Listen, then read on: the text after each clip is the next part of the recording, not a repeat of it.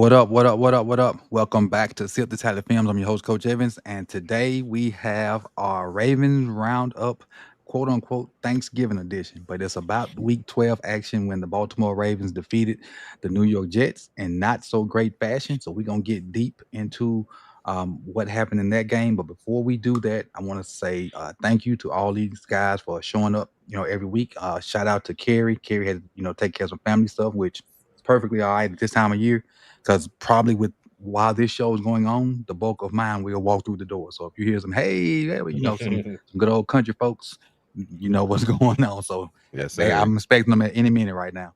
But I appreciate you guys for coming through on a weekly basis, and it's always fun to talk, and get the different perspectives from what the Baltimore Ravens did from week to week. So, Sutton, what's going on with you and Alex over there at PRP? Everything's good over here on this side, man. We did our review episode, and I put out a little film study video this morning. There's been a lot of Ravens news rolling out in terms Mm-hmm. of like personal life stuff. I just was sitting here thinking about it. Thanksgiving is 48 hours away. We still ain't bought our turkey yet. We still ain't got no turkey. So No I pressure. might have to No pressure. I might have to hit up the HEB right after this Hey, stream and go buy just me a left there. turkey. Just left there. Okay, yeah. So yeah, it was probably packed in there too. It was. It was. It was. It Yeah. was. That was probably the biggest one I've ever been in. It had some Mm. everything in there. It was almost like a super Walmart. They had your house stuff and your grocery stuff. And they had like a wine tasting spot. And they had Ooh. what really caught my eye, the nut grinding station. I'm like, what is Excuse that? me? But I didn't go see what it was. But I was like, I saw them like, oh, I don't know if I really want to venture over there. But that was different. I had never seen that before. So that was cool. Yeah. Chris, Nut grinding. one third of DCP. What's good over there? Not much. Not much. No nut grinding on this side. Hey, that's a lot to be thankful for right there. Hey, and DDSQ says pause, but me and Nitro had the pause episode yesterday on Voice of the Town. I tell you, it was all kind of pauses over there. We laughed a lot yesterday. I think we talked. We was the goal is to cover all the games. We might have got through 4 games from cracking jokes. That would be sometimes, man. Yeah, Yeah. that might have been other than the draft stuff that we do, like when we have everybody up there. That might have been one of the best lives I done had on that channel. And it don't take much to be one of the best ones over there. So I think when I last checked it, they had like 150 views, which is I just got to do more over there and be more consistent. Yeah. It's not easy. But I do shout out to all them people from here that came over there and kicked it with us. I appreciate y'all. And Mog said, Coach, still going strong. Pause. Jose, what's good with you and B? I know B kind of down in the dumps, man. I felt like they should have won that game yesterday with all them turnovers early. And what's going on with y'all? Yeah, I mean, like his expectations on the season have been pretty realistic. Irritating to lose a game like that, but he really liked how the defense played because his concern coming into this season was how the Panthers are going to play on defense. He didn't think they're going to look that good. I feel like they have a really good defensive coordinator, Ejiro Evero. And I was like, they're going to start out slow, but they'll get on the same page because that's kind of how they played last year. And it looks like they're flying to the ball now. Right. So that's a very positive outcome. They dropped the game. I don't like the game plan, but the way their season is going, I wouldn't be surprised if they beat the Rams next week. That's just how they've been playing this year. So before we go on, we see B just gifted 5 memberships, and Jose, you were one of the lucky ones that got the gifted membership. Thank you, Baza. Jose, Ive Torres, Balls Need, I'm sorry, Tactical, and Darlene Harris. You all got gifted memberships from B. So appreciate you, B, for dropping that. And he dropped 2 more. He says 5 memberships for the 5 Scores Sunday. I hope we see a Jackson 5. There we I go. hope we see a Jackson 5. That'd be great.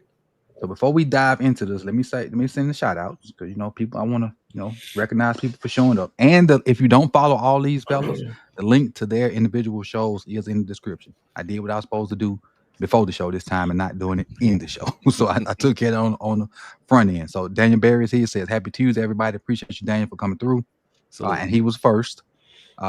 Cam is here, says what's up, coach and crew. Ashley, appreciate you for coming through. Throw it up there. There we go. Make sure show that he spoke to everybody. DDSQ says what's good. What's good, DDSQ? Point says what's up, people.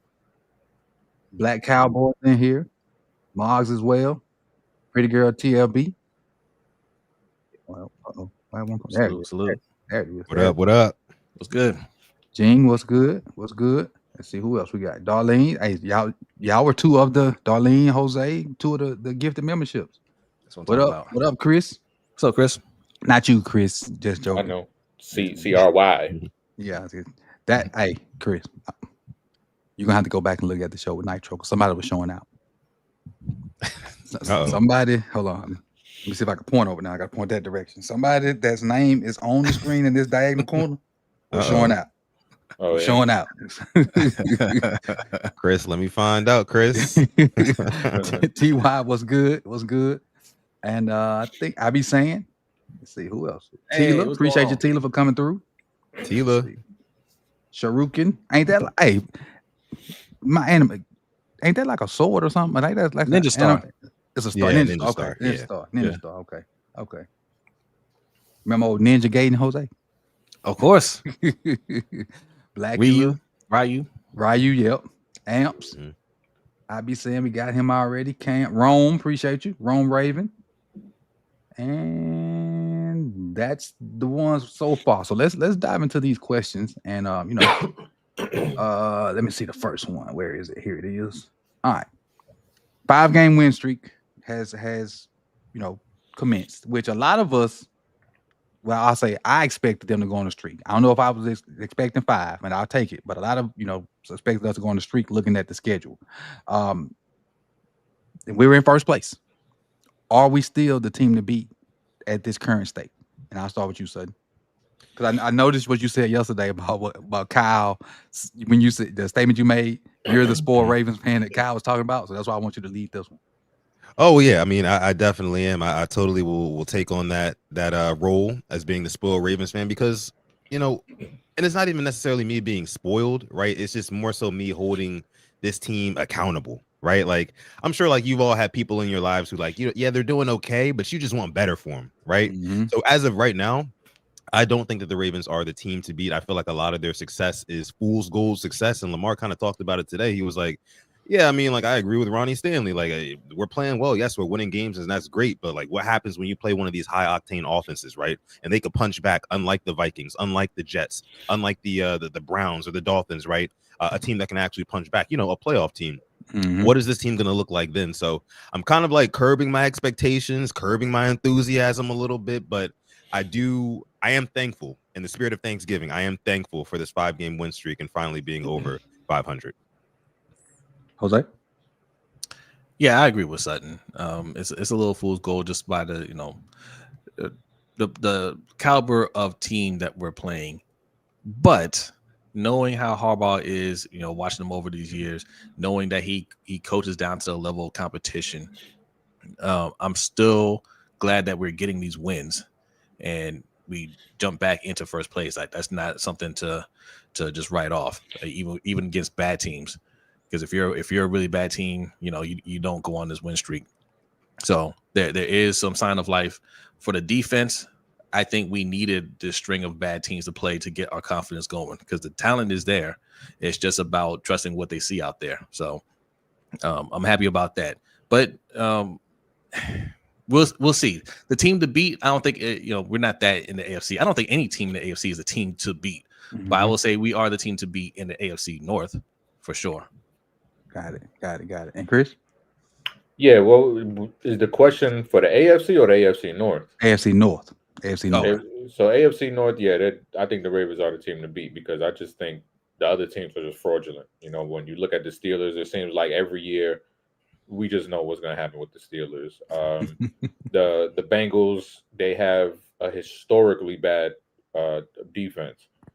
They've been putting up points. I mean, not so much in the last couple of weeks, but their defense is just they could put up 70 points and their defense is going to give up 71. So and then that leaves the Ravens and the Browns. And the Browns, we know what they are on offense. The defense is legit, but Mm-hmm. Ravens, they have Lamar. Their defense is looking better. And what did we say in the beginning of the year? If they were just average, they win a lot of those games that they lost in the beginning of the season if they True. were just Yeah. average. Right now, I believe that they've been playing above average right now against these, lower, quote unquote, lower level teams. But I think that they're an average defense, just when you look at the scape of the NFL. Now, the offense, they need to get it going. And, it's a week to week league. Right. We can see this team catch fire. We saw them be really good coming out the gate. And right now they're kind of in a lull. And, you see that in the NFL sometimes where a team starts off hot, then they just look like shit. Then they, start getting their little groove back. So hopefully the Ravens can get into that groove. Hopefully the offensive line something miraculous can happen on the offensive line. Stranger things have happened. So hopefully they can get things going and just, we can get Todd Monken on a level where he's comfortable with the play call, because right now it just does not look like he can get into a groove with the current set of offensive linemen that he has. Which is tough. It's really tough. Yep. Really tough. So before I give my little 2 cents, shout out to Urban Closer. Happy birthday to you, brother. Appreciate you for all that you do to help Yes, the channel sir. grow and the beats and whatnot, because they are fire. I finally got to the email with the 3 new ones you sent me. So I've been, featuring them in the last couple of videos I did. I know every video this week, except for the live streams, I featured his the 3 beats that he sent. He sent them a while ago. But with everything that be going on, it just took me a minute to get over there, listen to them, and then download them and put them over. But I got about 9 or 10 of them from him. So I'm just going to incorporate all of them into the videos, and we're going to do that. But again, shout out to Urban Closer. Happy birthday to you, brother. I appreciate you for just working your way around the circle, man. You be in all the chats, showing love. So appreciate you big time. Yep. And as far as my 2 cents on this, I definitely think we're the team to beat in the AFC North, but a lot has to happen between now and the end of the season for us to be considered a team to beat in the playoffs. And honestly, well, I say a lot has to happen. No, one thing has to happen. The offensive line needs to jail in some kind of way. It's too many busts from too many different people. So if it was just one person all the time, you could fix that problem, replacing that guy. But it's like looking at it, it's not one person all the time.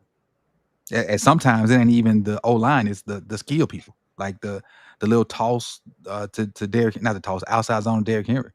Normally Bateman cracks down on the outside guy. Well, Bateman wasn't playing, so D-Hop ain't really know who to block. He left an unblocked man come through, and Derrick got tackled for no gain. So it's a bunch of different things along that line they need to get situated. But I've come to the conclusion, and I think maybe some of you guys have already been there, that it's Warhawk. There's I've like, and Coach DC, has been on Warhawk for a minute, and I wasn't really on it, but just seeing the way that they're playing, and like they all make the same mistakes.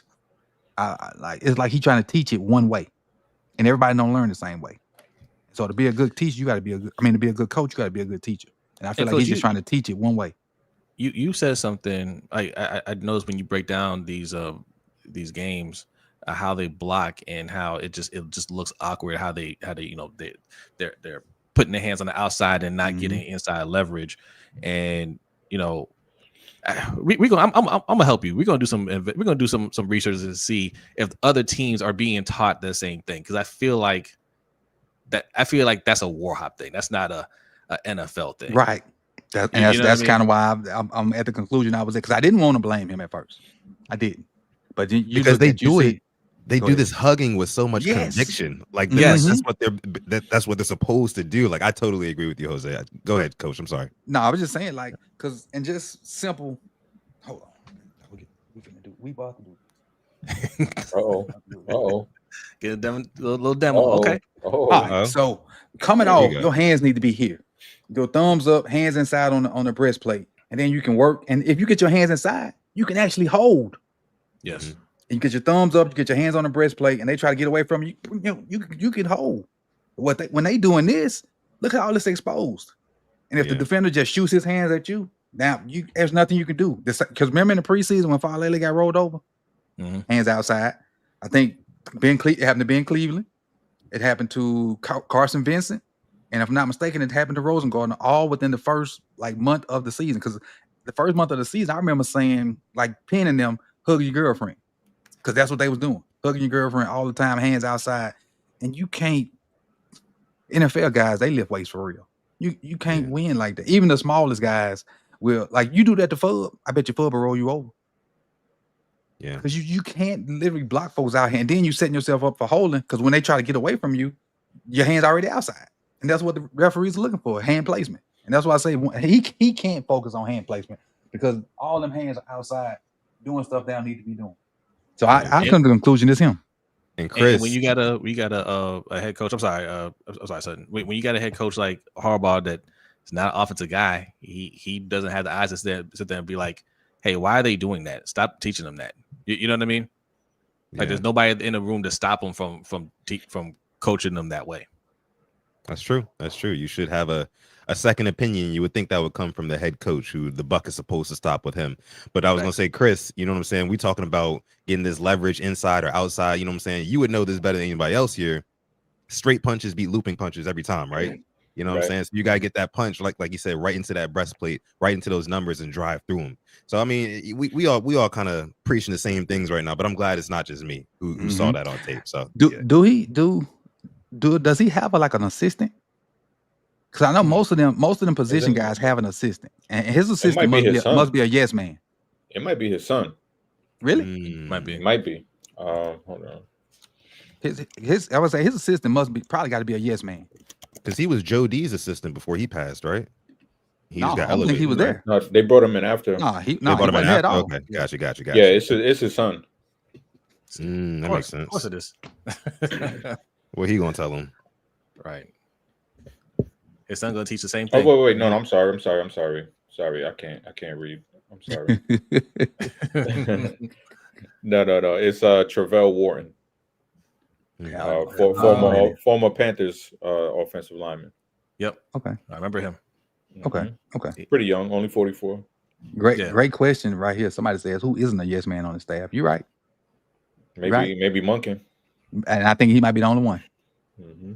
He might be the only one. Wharton only been coaching for I know Wharton because he was playing not too long ago. He's only been coaching for a couple of years.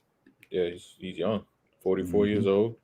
Stopped playing in 2013. Okay. Yeah. At 12 years. So he 12 years is enough to get your foot established. Shit, I mean, he probably wasn't coaching as soon as he finished though.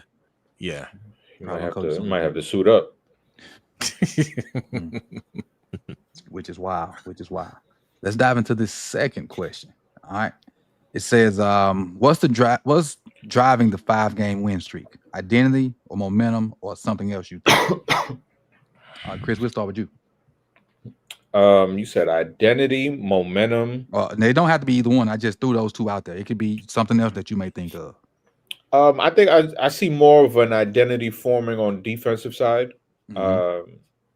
As far as the offense, as far as the totality of the team, I think is momentum, because you see once Lamar came back, there was like everybody's attributes went up, like, you know, in the video games. So like just having somebody, everybody's attributes went up a little bit, and I think it's every week is something taking a turn. So a couple weeks ago, it was special teams that you know got things going for them. And last week it felt like that Marlon fumble. It got them kind of rolling a little bit. So it is definitely like the ebbs and flows of the game, of where they kind of take control of the game, and then the defense kind of just like stamps it down for them. And I think right now the identity of this team is the defense, if we're being honest, because the offense isn't doing anything. It's the defense and Jordan Stout. Like that's the identity of this team right now, because they're playing the what the hell do you call it? Field position game. Field position game. Yeah. Yeah. So and it's working for them. I mean, you know, when you're going up against these bad teams, I mean, you can do that, but like everybody wait on them to make a mistake. Right, and which is what people have been doing in the playoffs to the Ravens, is yeah, they're gonna get in their own way. They're gonna shoot themselves in the foot. So let's just let them make that mistake first. And the Ravens are doing that to the lesser teams. Now, what Mhm. happens when you play the other teams is yet to be seen. But for right now, it's working. Gotcha. Sudden. Yeah, no, I mean, I agree. I definitely think it's a little bit of momentum, also a little bit of finding their identity, especially defensively, right? We all Mhm. talked about the Kyle Hamilton move and what that's done for the defense. I mean, Rams game up till now, the Ravens are only giving up 14 points per game, which is, I'm sure, if I had to look at the other teams, is probably leading the league. I mean, you literally go from the worst defense in the league to the first defense in the league. That has a lot to do with the Ravens' identity in this last 5-game winning streak. But other than that, I think like we mentioned before, the guys are Jackson at the playing door. a lot more. They're playing a lot more proactive than reactive, right? They're not waiting for things to come to them. Again, I'm speaking about the defense. They're not waiting for things to come to them underneath and just kind of reacting to it. They're being more proactive, and that looks like taking the football away, like you saw with Marlon Humphrey, like you almost saw with Nate Wiggins early in that Jets game. Yeah. Right. I mean, it's just a lot of it's just right, basically y'all go defense. ahead. His defense and momentum. But with that, I'll toss it to you, Jose. Yeah, only thing I gotta add is I was gonna say, like, mental toughness, right? Like, I think these games that aren't quite going their way, especially on offense, early on we saw they're kind of like a deer caught in the headlights, right? Yeah. If the offense isn't getting it going, the defense is sitting there watching around like, oh well, they ain't score, what we do, and nobody's just sitting around looking at Lamar Jackson anymore. They understand we gotta go out there and do our part, and that's what you're seeing. And even on the offensive side, there's not a lot going right now because of that offensive line. But you look at Derrick Henry will get hit in the backfield 5 times in the game, but then he'll break off a 40 or 50-yard run because they're not quitting, they're not giving up. So what I'm seeing in this team this stretch is, even when they're looking sloppy, the key players are still fighting and making something happen. And they just got to keep that going, and try to execute better. Got it. Is on me now? Yep. Yes, sir. I think it's the schedule has helped us out, and their Snoop winning that game gave them the outlook that, hey, we can win games differently. We ain't as Lamar dependent as we need to be, unless it's versus the upper echelon teams. We can take average teams and do what they need to do versus regular people. It's always a space where if you play Snoop, you're nervous because he normally don't perform. But him coming in and doing what he did, and then starting the momentum when Lamar came back, the schedule also helped us. But I think it's more so momentum than anything. But the real test will be the Steelers, and maybe even tomorrow, because it's a short week and we kind of banged up. But I'm thinking the real test is gonna be the Steelers and or the Patriots. Yes. Because they get after it. Yep, I agree. I'm here. I had to run and open the door. I had to run and open the door. The steps got me. The steps got me. All right. To the third question. Let's see. All right. Is the defense becoming elite again? I start with you, Jose. No. No. They're not even close to being elite. We just talked about the Panthers at the start of the show. They're not an elite defense, but what I saw from them last night, that's the type of game I want to see from the Ravens, where like J.C. Horn was just attacking the ball. Wasn't he? Mike Jack was attacking the ball. That second interception was high IQ football. Chris, did you see yes. it? Yes. No, I did not. Birdie kind of stared him down too, though. So what happened was J.C. Horn was on the opposite side of the play. Basically, all the receivers were on the other side of the field. So he had no real responsibility. So he just stared down the guy coming across. So say the guy was coming from the left. J.C. Horn came from all the way on the right and picked the ball. And there was no possible way that Brock Purdy could have saw him because of where he came from. Yeah. He was the outside corner on the opposite side and went and picked off a dig from the other side of the field. Yeah. Nice. Those are the type of plays I want to see this secondary make. And they haven't had a game like that to make me think, oh, okay, they might be turning a corner here. Mm-hmm. They're playing better, and that's fine. But yeah, I would like to see that type of game from them. I want to see Mike Green get it going a little bit more too. I think that's not coming. there yet. Yeah, a young team, they're playing better. I'll accept that for now. But yes, I want to see them turn it up even more down the stretch. Chris? Yeah, they're definitely not elite. Nowhere near that yet. But they, like Jose said, they're getting better, and you got to give credit where credit is due. Hats off to Zach Orr, because I think he's doing a hell of a job right now. Just finding guys the right place to be, like where they're comfortable, what they're comfortable doing. I think his usage of Draymond Jones is beautiful. Like it's just mixing it up. Like he got him rushing on the outside, he got him rushing on the inside. It's just, and he's giving him free reign too. Like it's not just this cookie cutter pass rush where you kind of got handcuffs on him. He's letting him hunt, and his ability to come from inside and outside is crazy. I love it, because you kind of see that where I think earlier in the year where our pass rushers were, they're kind of rushing with handcuffs on, kind of like Georgia. Like if you watch Georgia's guys, Georgia, they don't just let their pass rushers hunt. Like they want you to be responsible. They want you to be in the gap that you're supposed to be in. They want you to play it how it's coached. And the Ravens are very similar in that way. But right now, I kind of see a little bit more freedom where you might be able to hit an inside spin. Yeah, you might be able to jump into this gap, even though that's not where your responsibility is. And I think we're seeing the pass rush make a little bit of a jump because of that, because guys have a little bit more freedom to take those liberties and actually hunt the quarterback instead of just being focused on this is my responsibility now. And we're seeing that trickle throughout the offense. I mean, throughout the defense, because just last week when we were doing Chalk Talk, there was a screen that Teddy Buchanan blew up. And if it's week 1, week 2, week 3, he doesn't trust his eyes. He doesn't feel comfortable enough. He's not moving as fast to blow that screen up. And I think guys are just getting comfortable. And that's a credit to Zach Orr, because he's it started off rocky, but he really has these guys playing fast and free and physical. Son? Yeah, I mean, if the question is the defense becoming elite again, I do believe so, just based off of the pure production that they put on tape. And that's mainly because of two things for me. Number one, again, like I mentioned, only giving up 14 points per game since week 6, week 7, something like that.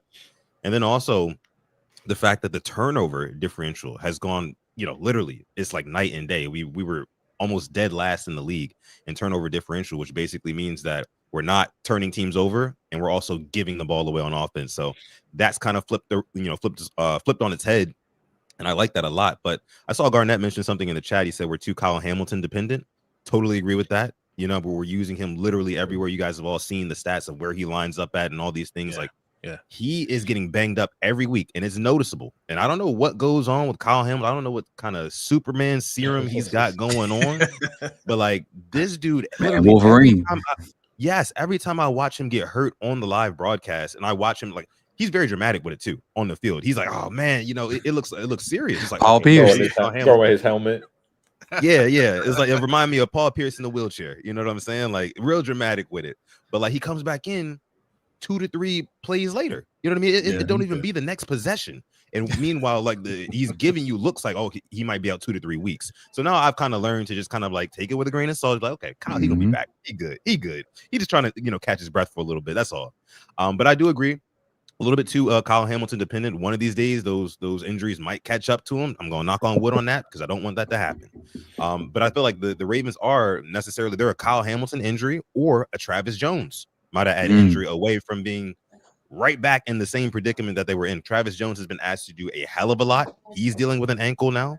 You know what I mean? He's playing a lot of snaps nowadays. John Jenkins, I do want to applaud him. He's definitely looked a lot better. I shouted out all these guys last week, but to end my statement, I'm just going to say the defense is becoming elite again, but they are very, very heavily reliant on 2 players, which are their anchors, which may not be a bad thing. I mean, I guess every team has that, but it does concern me, especially considering how bad this offense is. If the offense can't turn it around and the defense goes back to being dog shit. I don't know. I mean, I don't know what the future of this team looks like. But to answer the question again, to wrap it up, is the defense becoming elite again? I'll say yes. Oh, you muted, Coach. Oh, you muted, Coach. I think they're becoming elite. They're not elite yet, but I also think that this one in particular dude is really helping the defense out in ways that I don't think he would, and that was Cheeto. Yeah. Cheeto has been a liability the past 2 or 3 years with his different teams. That's why he was a free agent. Cheeto is playing some really good football right now. He don't get a guy that just can straight run past him. He is really impressing me. And with Marlowe's finger, we was able to do what we need to do without Marlowe, in my opinion, because of Cheeto. You had Cheeto, you had Nate, and you had other different guys sprinkled in. Martin, with the slot and whatnot. So if it's not for Cheeto on this team, because we don't know if TJ Campbell could hold up. We don't know because we ain't seen him in extensive play. We see him at the end of the game, got his first pick, which is shout out to TJ Temple, but we don't know if he can handle a whole game. But Cheeto is straight up balling.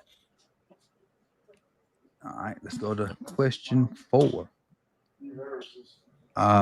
Offensive philosophy, which this is the Achilles heel of the team right now. Is it the right formula for what we got going on right now, Sutton? Well, I mean, we talked about that identity word earlier in the show, and I think that the offense is still struggling to find their identity and their identity within what they're working with right now. And what I mean by that is with a banged up Lamar Jackson. For so long, this Ravens team identity for the past 7-8 years has been, okay, Lamar Jackson, save us with your legs, right? Save us with your legs when you can. The fact that he can't do that now and is kind of exposing certain schemes and especially our offensive line, I think that there does need to be a little bit of a pivot towards maybe a little relying on some other skill players out of the backfield, aka Keaton Mitchell. I definitely want, now that I'm thinking about it, I want to make a video about Keaton Mitchell and why I believe he needs a lot more snaps than he gets. Because right now, I mean, we're running Derrick Henry into an offensive line. I mean, when he's in the backfield, he's getting the ball 90% of the time. Defenses know that they can just crash out whatever run concepts we're trying to run, whether it's zone, whether it's power, whatever it is, duo. They are crashing down on Derrick Henry's run. They're flying up the field. So I do feel like an adjustment needs to be made offense philosophy wise. I'm not exactly sure what that would look like other than maybe getting Keaton Mitchell more involved, going to the quick game a little bit more often with Lamar Jackson, because Lamar Jackson, he could still throw that rock. I was looking at some of the film, man, and he didn't have a ton of completions, but the ones that he did have, especially that one to Zay against zone coverage over the middle, amazing throw, beautiful throw, looked off the linebacker and all that. So, with Lamar not being healthy right now, dealing with basically head, shoulders, knees, and toes, whatever it is now at this point, right? Like, I think you do kind of have to adjust the game plan a little bit and kind of get the ball into other skilled players' hands and see if they can kind of get us some of these big chunk plays. Because that's something we're not getting right now. We're not getting a whole lot of big chunk plays, right? It's not coming from Derrick Henry. He's only averaging, 3-something yards a carry. That was last game. But other than that, we're really not getting a whole lot. And like you said, it's predicated off of that offensive line. And philosophy-wise is the last thing I'll say. I think it would be wise, and John Harbaugh has hinted at this, to maybe consider a change at one of the guard spots. And I'm thinking it'll probably be the left guard before the right guard, much to most of the Ravens flock chagrin, right? But I think that could be definitely an option as well, changing up the guard spots.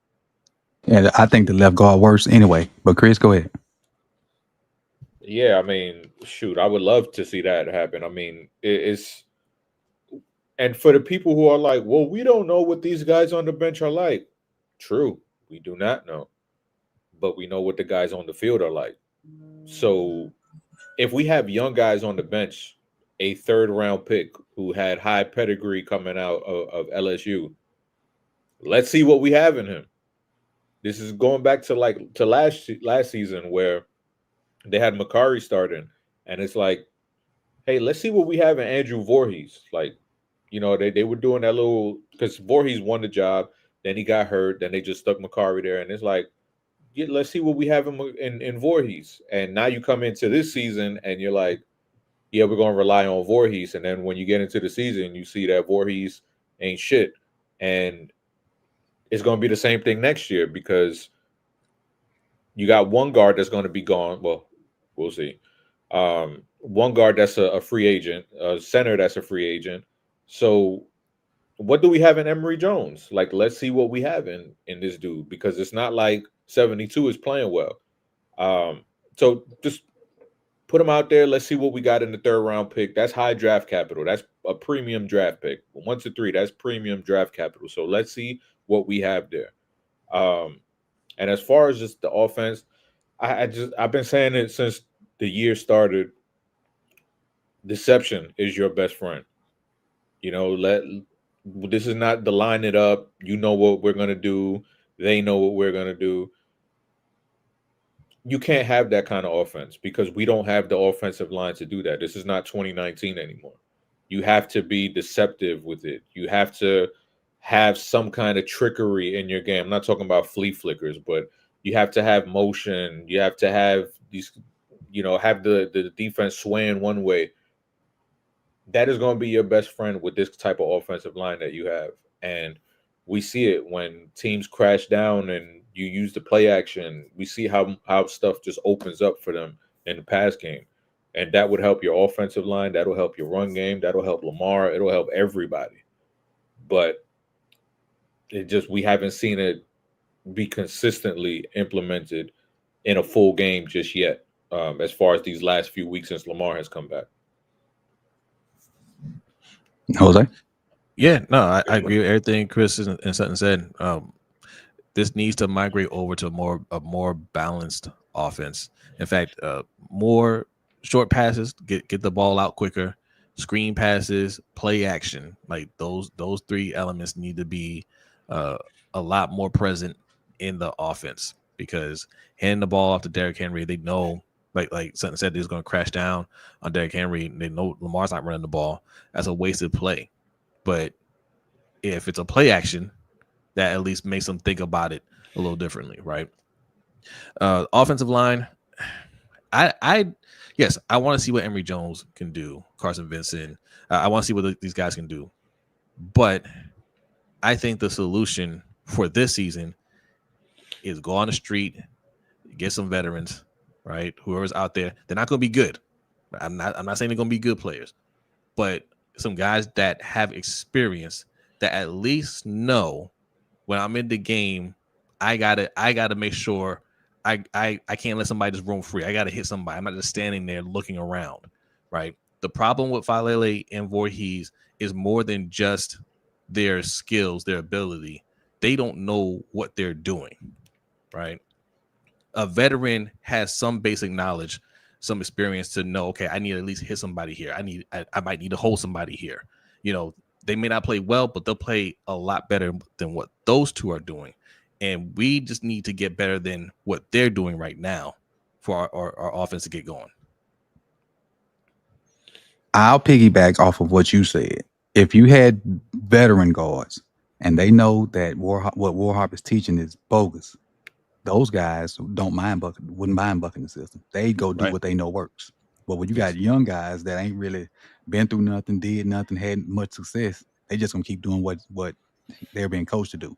You got, like, remember we had the mutinies back in the day? They're like, look, what you talking about ain't working.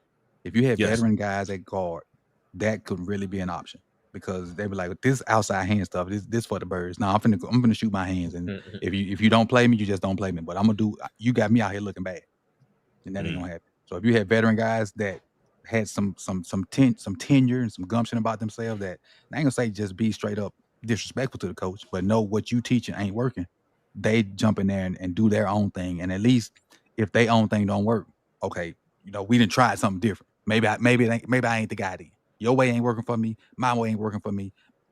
Put somebody else in there and see what they do. Yeah, but that's what that is.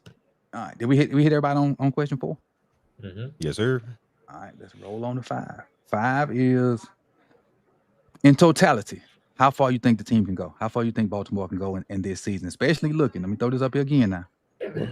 Right now we're in 4th. We're in 4th place in the district. So if it ended today, we'd host a home playoff game. But as far as the totality, how far do you think this team can go? I mean, for me, we're talking about if the Ravens hold 4th place, you're looking at a realistic matchup with like the Buffalo Bills, or a team that we would expect to play later on in the playoffs, And I was talking to Alex about this yesterday. I was saying that, or he was really telling me, he was like, well, something like, what if this is the year where everything is like flipped, right? Like, in normal regular seasons, the Ravens are front running. There's nothing to worry about throughout the regular season. We're just kind of coasting and looking ahead towards the playoffs. And then by the time the playoffs come around, we get punched in the mouth and we're like, whoa, what the hell just happened? Right. And we get into a dogfight. Maybe this year, when we're in basically dog fights every single week, seemingly, and in week 12, we're one game over 500 and we're not taking anything for granted, maybe the mentality is flipped a little bit. The only thing that's going to need to kind of come together is the offense. If the defense can stay how they are right now, giving up 14 points a game against good teams, actual good teams, maybe you bump that up to 20 points a game. But if the offense can go back to putting up 25, 30, you know what I mean? Right now, the Ravens are scoring 25 points per game.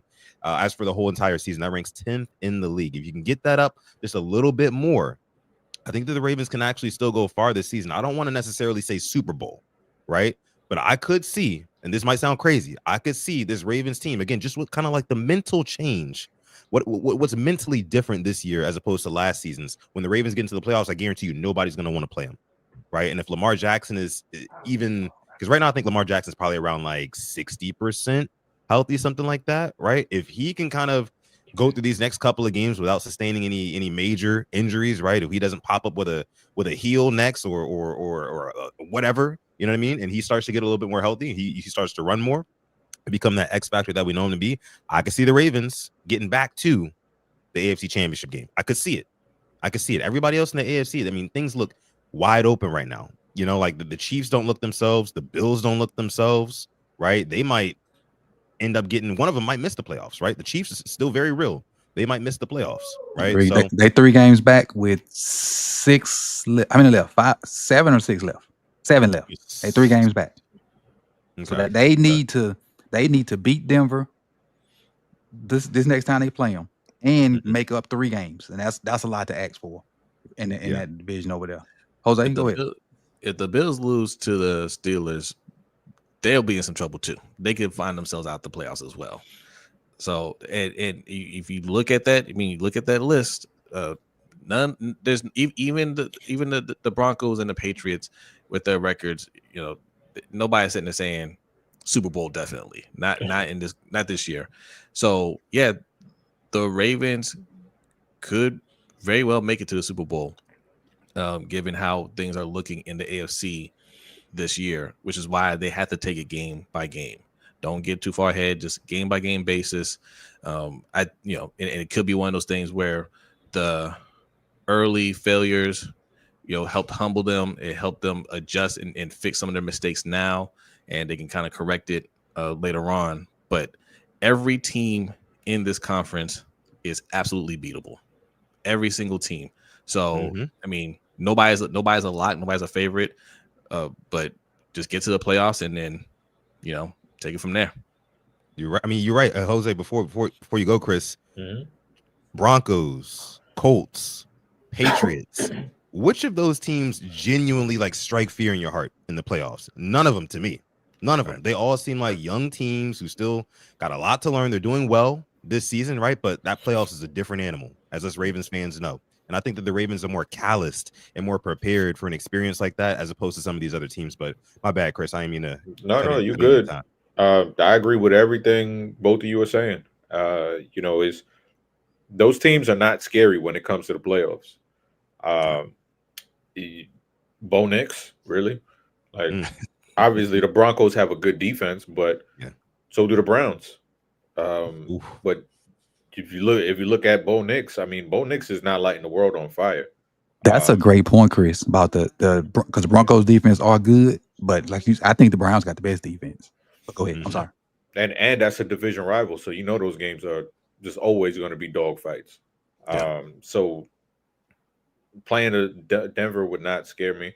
And New England did. They're looking cute, but like Sutton said, playoffs is a completely different animal. But it like what Jose said, it's week to week, because we could be sitting here 4 weeks from now and the Ravens offense could suddenly wake up, and it can happen just like that. And I think that's the thing that people forget. Like, look at this Ravens offense in the beginning of the season, where they looked unstoppable, and then look at their defense, and it's flip flop now. Mm-hmm. Now the offense can't get out of their own way, and the defense is playing really well. So they've shown us on both sides of the ball that they can play very well. Now, can they get them to click and work at the same time? That's the goal right now. And when you look at the rest of the NFL, there aren't many teams who can say that they've done that this year, where their defense looks legit, where their offense looks legit. The NFL this year is so damn weird. Like, it's ugly. Week to week, you never know what the hell's gonna happen. I mean, the freaking Dolphins beat the Bills. Yeah, You know, sure like, did. you never know what's gonna happen. But I mean, if I had to take the Ravens' current roster and say how confident I am, like list them, they would be high on that list of playoff teams, because it's like Jose said, they have that callus already, Mm-hmm. built So, into them. yeah. Oh, something, my bad. They have that callus already in them. So it's gonna be fun to watch, man. I can't wait for it, and hopefully the damn offense can get their head out their ass, because this is the year where you could really take advantage of how down it seemingly is across the NFL. The parity. For sure. What I Yeah. would say is what to kind of go back off what Sutton said. What I like about this team is they are resilient. Yeah. Teams in the past normally when they get down, they throw it in, and now we fight. We don't look the best. The offense don't look the best. The defense don't look the best at times. But I do say those jokers are fighting. And some of, like Cornette just said, some of these wins that we thought were foregone conclusion that these teams shouldn't be on the field with us, it's starting to show, dividends. Like the Bears, like Cornette just said, the Bears, they 8-3. They ain't lost since we beat them. The Dolphins jumped out there and won a couple in a row after we beat them. Right. I like the way that these guys have found a way to win, despite it being ugly. We rarely win ugly. Ugly when teams muddle the games up and make it ugly games, we lose. We normally lose them games. We normally get punched in the mouth, and we think we're a finesse team. We're finding ways to chop wood and just be, even if it's 1 point ahead of them on the scoreboard, we just find ways. And you get, if like Chris said, if your offense figure it out with the way the defense is starting to figure it out, and don't forget, you still probably got reinforcements coming. Darius will probably be back. Now, not saying he's gonna have a huge role, but that's the depth. Tavius coming. Yeah. And add them in there with what they call themselves, Draymond Green now. with them guys. Well, Draymond Green, he shut that down earlier today. Well, Draymond Jones, he shut that down earlier. He was like, "Yeah, it's just Draymond Jones and Mike Green. That's all it is." Okay, I preferred Mike Jones. Mike Jones, yeah, me too. Who? Yeah, exactly. I like that better. But no, Coach. I mean, just to put a bow on what you were saying, like, I think, as I'm sitting here thinking about it, there is something beautiful about winning ugly, right? It teaches you a lot about yourself, and I think that's where this Ravens team is right now. And it kind of goes back to my point about like the mentality being flipped and it being totally different from any other year in the Lamar Jackson era. So I mean, hey, sky's the limit. Sky's the limit. If the offense can get it together, sky's the limit, man. Gotcha. All right, we got two more, and we're gonna go little fun questions real quick. This first one, obviously with the season, for Thanksgiving 48 hours away, and somebody hadn't bought their turkey yet. What are you thankful for? And I'll start with you, Chris. My family. I got two daughters. They're great. They honestly, I don't even feel like I'm a parent for real, because we just be chilling. Like they're great. My obviously, my mom, my brother, my sister, my friends too, because I don't have a lot of family over here anymore. So my friends are my family, and just the way that they are, like those are basically my daughter's uncles, and got it. They just, my daughter's comfortable. They see my friends and they get happy. They love it. So just my family, my friends, and just being able to live the life that I do, because I got a pretty easy ass life. compared to how it used to be. So I'm pretty thankful for that, and then how much time I could spend with my family and my friends. You go through stuff to come out on the better end. That's it. Yes, sir. That's kind of one of the ills and ebbs and flows of life. Jose, Yeah. what about you? Same thing, man. Basically, just family, healthy kids. Me and B's older brother, he had a surgery last week. Everything went well. He's back home recovering, so very thankful for that. I got no other complaints. As long as the kids are good, I'm good. Sutton?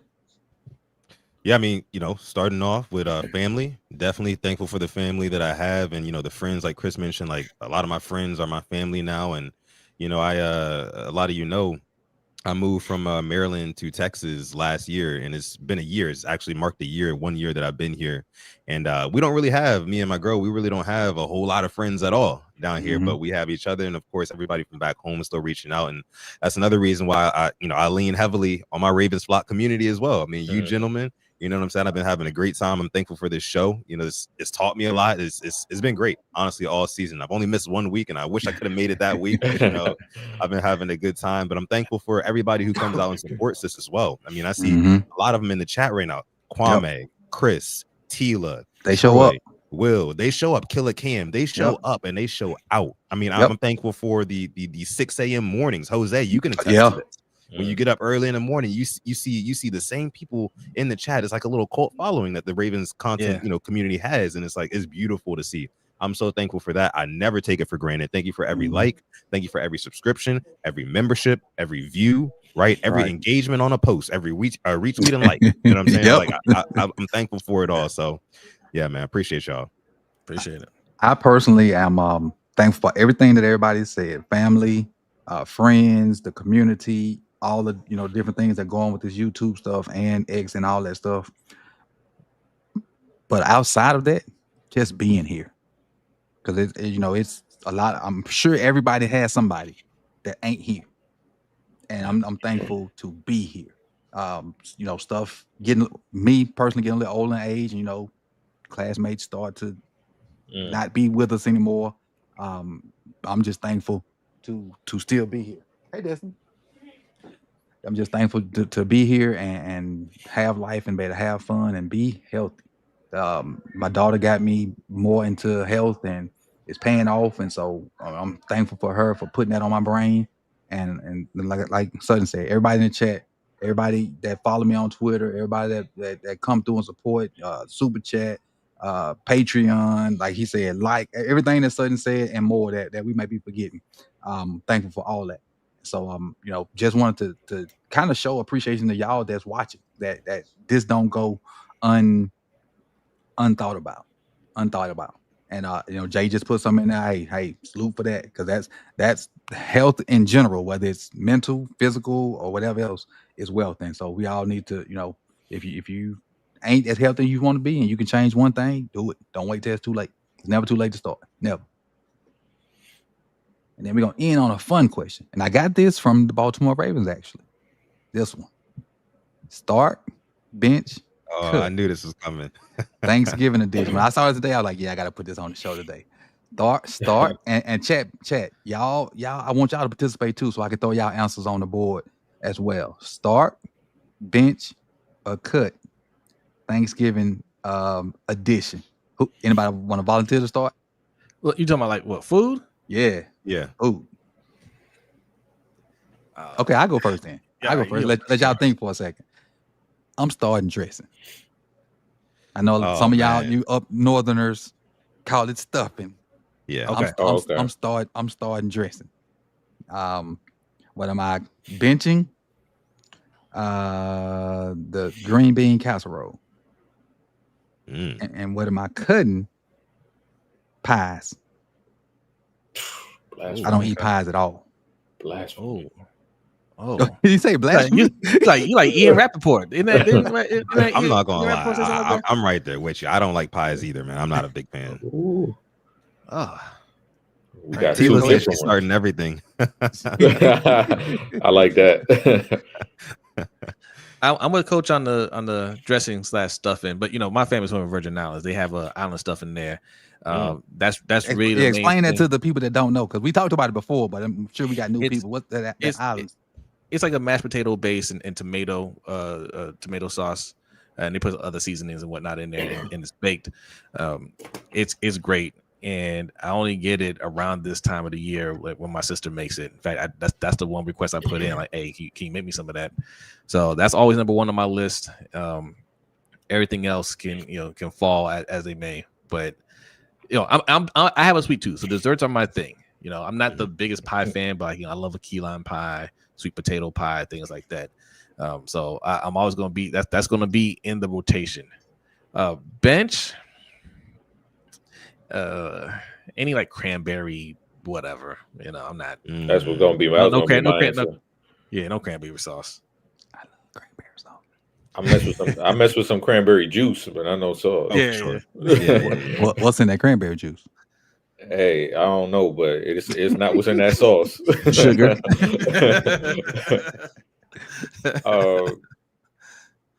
Me, I'm starting mac and cheese. Okay. I love mac and cheese. So let me ask you a question. Does your mac and cheese have to make a certain sound? Of course. And it has to have that little layer of burnt crust on the top.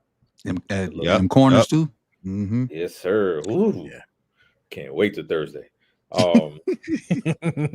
Because I eat healthy all year round. So this is my week to, really go in. And so definitely benching cranberry, whatever. And cutting, this is not, and I hope my mom's not watching because she will smack this shit out of me. I'm cutting greens. I don't want nothing green on my plate on Thanksgiving because I eat greens. It's three different ones now. It's cabbage, it's collards, and mustards. Are you cutting all three of them? All three of them shits could go because I eat them every fucking day. Well, not that, but I eat greens every day. Okay. Every single day I eat greens. So on Thanksgiving, I'm good on green, anything green. My mom, she loves collard greens. I just want to flip that shit over when I see it on the stove. The only one I eat is cabbage. I don't eat the other two. Okay. Sutton, did you go? No, not yet. So I'm gonna start with an honorable mention start. Okay. So honorable mention start for me is gonna be mac and cheese. That's just I feel like it would be totally disrespectful if it wasn't. If I didn't mention that at all. But for my actual start, my first string, I'm gonna go with honey baked ham. Oh, I'm gonna go with honey baked ham. It's downstairs. There you go. Downstairs. See, that's the thing. I don't even got none of it yet. I gotta go to the store right after this stream and go get this food now. Gonna have to go. What I gotta do as soon as we get off, start preparing it. Oh, see, I ain't there yet. But so I'm gonna start honey baked ham. I'm a bench turkey. It might be a hot take, but I'm gonna put it this way. Oh, how you get our honey baked ham is turkey, but it's from that store. So I'm actually cooking the ham, but we got honey baked ham we got honey baked turkey from honey baked ham. I'm actually cooking the ham myself. So all right, go ahead. My bad. But yeah, so like I said, how on Thanksgiving you do multiple plates. You don't just do one plate. You do multiple plates. Mm-hmm. The way I look at it is like this. I'm going to have ham on my first plate, and I'm going to have it on my second plate. I might bypass the turkey on the second plate. Of course, tradition says you got to get turkey on the first plate. It's just tradition, right? But I'm a bench turkey, and I'm talking about in terms of like long-term second, third plates and helpings and things like that. I'm a bench the turkey. Although in recent years, I have grown a liking to the deep fried turkey, right? And some other variations of it as well. But I'm a bench turkey and I'm a cut. Oh, there's a lot of things I would cut. There's a couple things I would cut. Cut them all. I'm gonna say stuffing, aka dressing. And I didn't know that the people down south called it dressing until I moved down here. I got you. I'm sorry. Now you know how it feels, Coach, when you're cutting pies. Now you know how it feels. But hey, look, I might hit somebody in the heart with this one. And I don't know if everybody does this on Thanksgiving, but cornbread, get it out of my face. Okay. I'm not doing it. It's just not for me. Cranberry sauce, cut. You feel me? There's a couple things that I can cut. You feel me? When it comes to the greens, just to leave it at this, Chris, I am a vegetable fanatic, right? So like I got all the greens on my plate. I got the collards, I got everything. You feel me? So that's another one of my kind of like honorable mention starts. But for the official, I'm gonna start ham, I'm a bench turkey, and I'm a cut dressing on any day of the week. He hurt my soul. He hurt my soul. Oh my goodness. What I will, quick story, real quick. We're gonna get out of here. So, maybe 10 or so years ago, I decided to fry a turkey for the first time. And so what I did was, I went and got everything I needed: the pot, the grease, the turkey, and all that stuff. Injecting it and all that good stuff. So I called a couple of homies over. We frying the turkey, playing Madden, whatever. Turkey comes out. Hey, let's try it and see what it's gonna be like. Keep in mind, this is the day before Thanksgiving. Let's try it out, see what it's like. Bam, cut a piece. Everybody get a piece, and man, that's good. Let me get another piece. So we still good. Got plenty left for tomorrow. So as the night goes on, and the sippers start sipping, and we over there hanging out, and you grab a piece here, you grab a piece there. About 12:30 roll around, we go in there. It's bones. and it's not blaming it on one person, but everybody just took a piece here, took a piece there, sitting in the kitchen talking and just grab another piece. Turkey gone. So we venture at this time, Walmart still stayed open 24 hours. So we go to Walmart about 12:30 in the morning, drop another turkey. But by the time this one come out, I put them out. So we can have a turkey for the next day. So that fried turkey is if it's done right, that thing is good. That thing is good. Hey, real quick, you mentioned playing like your cousins and Madden, family members and Madden and stuff like that. When y'all play Madden against like your cousins or your friends, do you automatically default to using the Ravens? Because I do.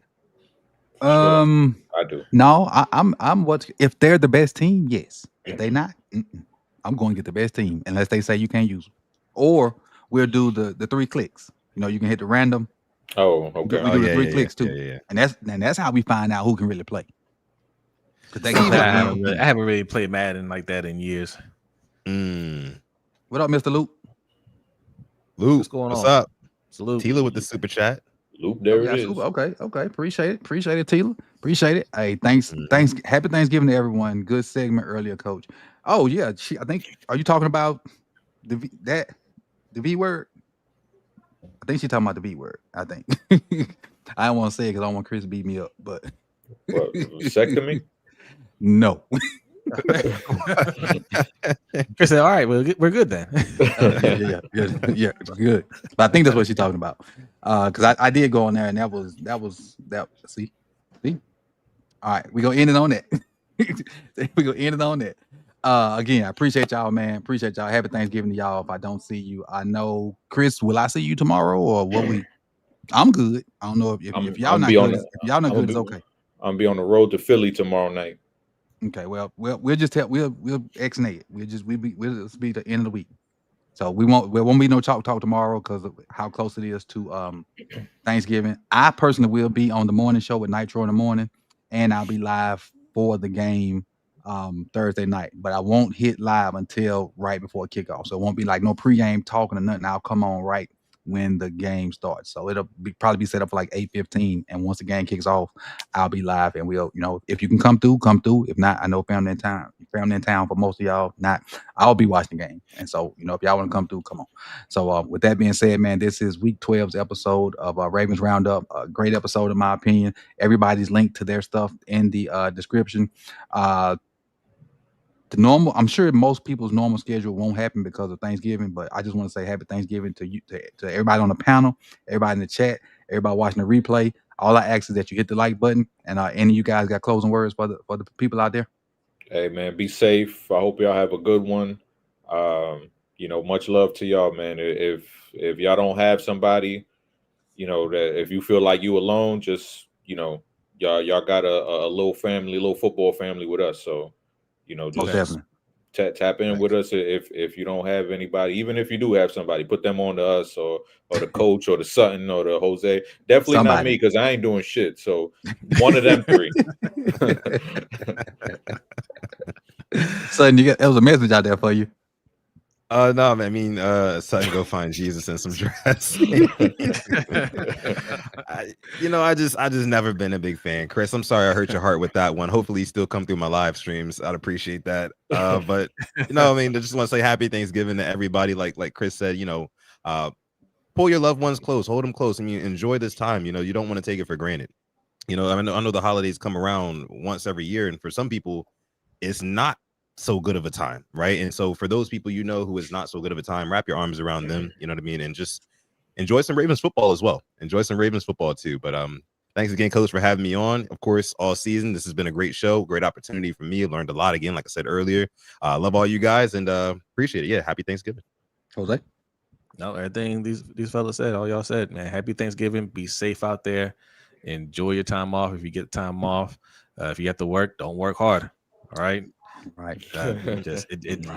If you have to be at work, act like you're stressing, but not doing nothing. Hey, I'm so good at that shit. I'd be like, oh my god. And I Chris, go like, my god, what my fantasy team look like? That's it, y'all. Be safe, man. Have fun out there. Again, we out, y'all. Appreciate y'all and happy Thanksgiving as well. Happy thanks.